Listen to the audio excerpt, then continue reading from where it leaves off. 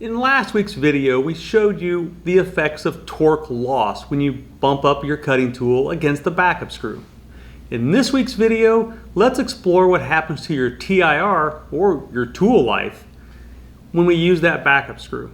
How much TIR do we lose? We are back here at our torque block again. Now, if you remember in last week's video, we were using our torque pin and we were pushing it up against the backup screw, then using our torque measuring device, and we measured about a 25% loss in clamping force just by allowing your cutting tool to hit that backup screw. Well, today we're going to look at the other aspect of your cutting tool, which is the TIR.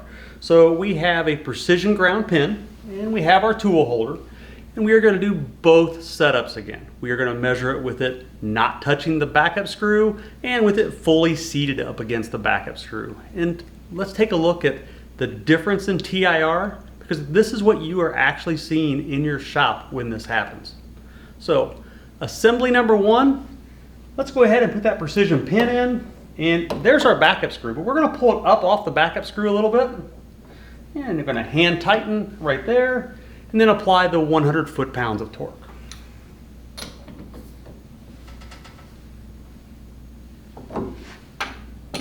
Now, let's go measure this.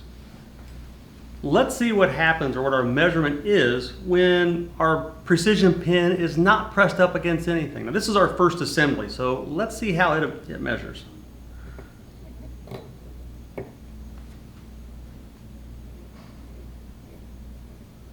And it looks like right around 5 microns is the overall spread. So it measures right about UP quality, not too bad. It's what you would expect for a non-UP collet. This time, let's push that all the way down so it's up against our backup screw and repeat that measurement.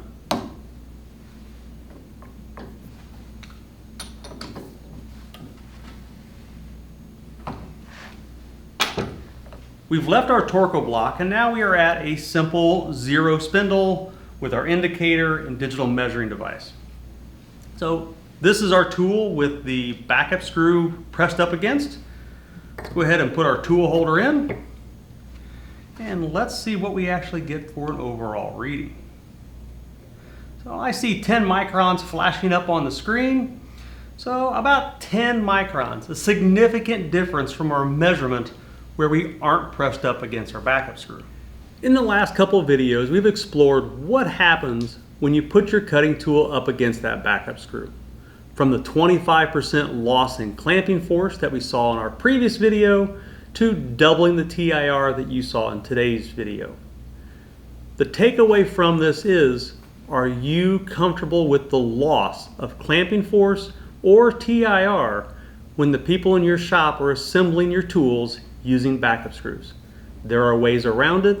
There are better applications and better processes to be put in place. I want to thank you for watching today. My name is David McHenry. This is REGO-FIX Tech Chat.